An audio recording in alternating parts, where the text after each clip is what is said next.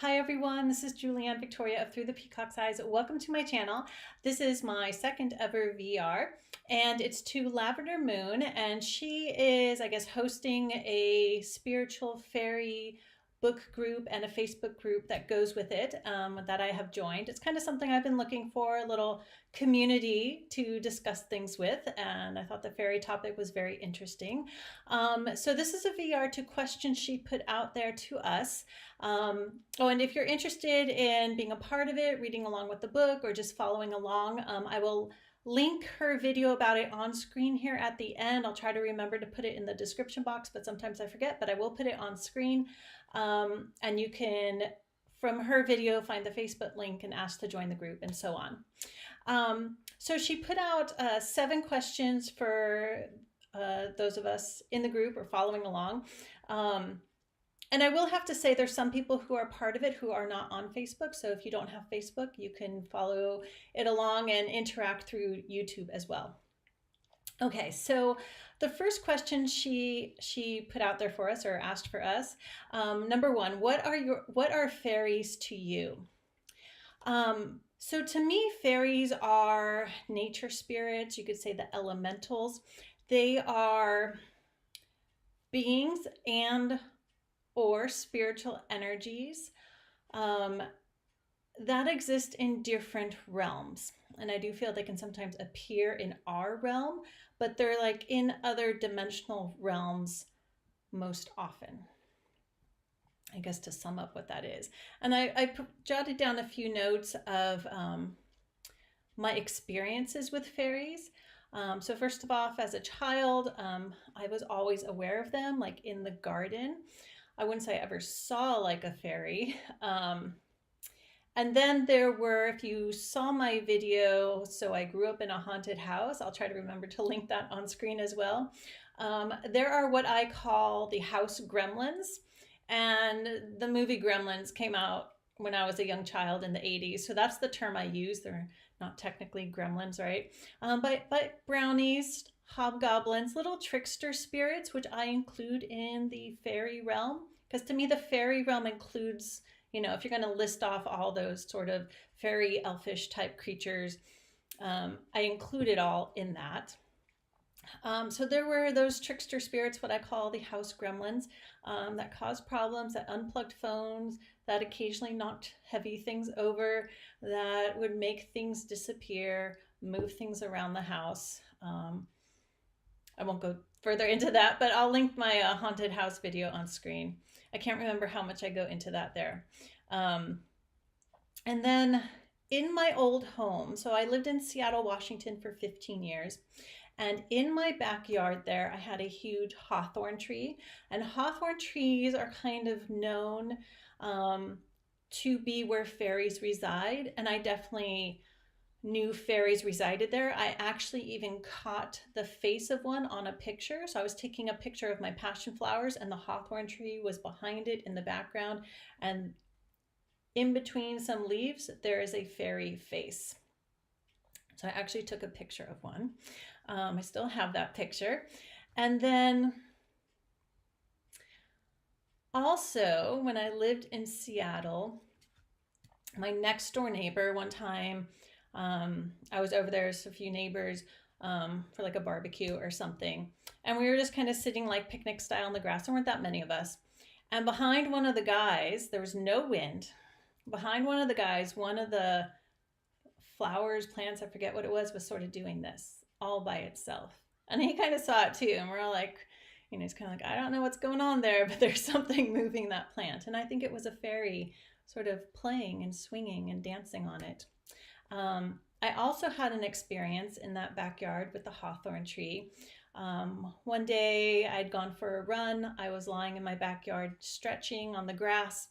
And all of a sudden, all these dragonflies, like thousands of dragonflies came by. And I'm pretty sure, and I sort of checked this with a psychic that I know and I trust, that it was a bunch of fairies manifesting as dragonflies congregating at the hawthorn tree. It was amazing. It was like thousands suddenly came in, and as quickly as they came in, poof, they were gone. So those are my fairy experiences, which sort of, I guess, help define what fairies are to me. Okay, so the next question. Oh, I also wrote down fairies, as nature spirits and living in different dimensions or different realms. They also live in not our concept of time and space. So I do feel they can shift in and out of realms or dimensions. Okay. Number 2 is, what do you love about fairies? And I wrote down their playfulness and their innocence, and I put innocence in quotes. Not innocent as in unknowing, unknowledgeable,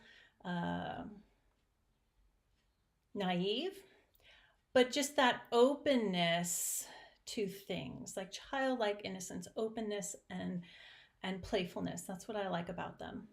The next question is, what do you fear? And I don't really fear them. Of course, there are those trickster fairy type spirit beings, like my quote unquote house gremlins. It can be a little annoying, but if you respect them, whether you see them or you're sure you know of them, but if you're respectful to nature, and you can just see it as personified nature, if you're respectful to nature, to the environment, to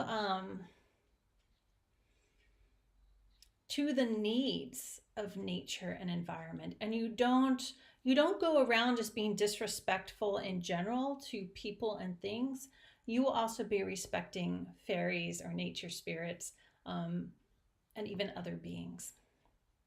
So if you're kind and respectful, if your intention isn't, manipulative or negative, or I'm gonna, I don't know, cut down the tree and get rid of the fairies type of thing, there's nothing to fear. I don't feel that. The 4th question is, what do you hope to accomplish working with the fairies?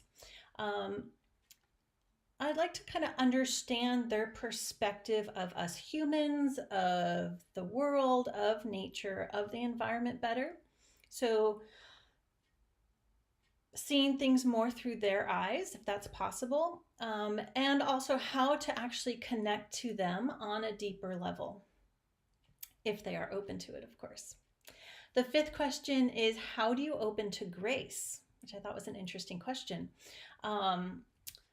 Quite a few years ago, I wrote a blog post about grace, going into the etymology, because I'm a historical linguistic, how it's connected to gratitude. And to me, to connect to grace, and some people, it depends on what you see as grace as well. Do you see grace as divine mercy? Do you see grace as divine favor? Or to just be opening to good things happening? Even forgiveness. Some people see grace as like being forgiven by God or a divine being. I see it as gratitude, going to the root of the word. So I wrote down, open to grace by, 1, allowing, if you see it as mercy or favor or pardon or forgiveness, allowing that to be, allowing, positive and good things to come into our lives, but also allowing those challenging and difficult things to bring us lessons that we need to grow. So if we're like pushing away, like, oh, I don't want that experience. Oh, that seems too difficult. Oh, that's a challenge. If we're always trying to push that away and see it as bad, we're actually just going to be thrown right into that energy. So allowing, being open to receive what you need to grow, and as well as what we consider the good, the positive, the wonderful things, and gratitude. Gratitude's that key piece to open to grace, to be thankful for, hey, this wonderful thing happened to my life. I'm truly thankful for that. Not just saying it or intellectually thinking it, but also, again, those difficulties, those challenges, those things that trigger things within us to grow. If we allow ourselves to grow, a lot of people get triggered and then they stay in that space, and then that breeds fear and anxiety, and it just gets worse. But being thankful for that as much as you can in the process, which can be challenging, but as you work through the process, whatever that challenge is, that difficult time is, And when you're looking back, like really feeling gratitude for the experience. Okay, I hope that makes sense. I'll try to find that blog post about grace and gratitude and link that below. It was in connection to my Course in Miracles studies, so I'll find that for you. And then the sixth question is, what are you curious about concerning the fairies? I'm assuming is the question. I guess what I answered for question 4 is understanding their perspective more and how they see us humans, how they see the world, how they want to work with us, if they want to work with us, and connect with us. Yeah. And then the 7th question is, do you feel fairies are connected to orbs? And sure, spirit energies from other realms can manifest as orbs of light. Yeah, absolutely. Do they always? I don't know. Are all orbs fairies? I don't know, but my answer is sure. Why not? Okay, so that is my little VR answering the questions for the fairy book discussion spiritual group. Again, I'll link Lavender Moon's video here on screen so you can find it. Should probably be up by now. And the blog post below.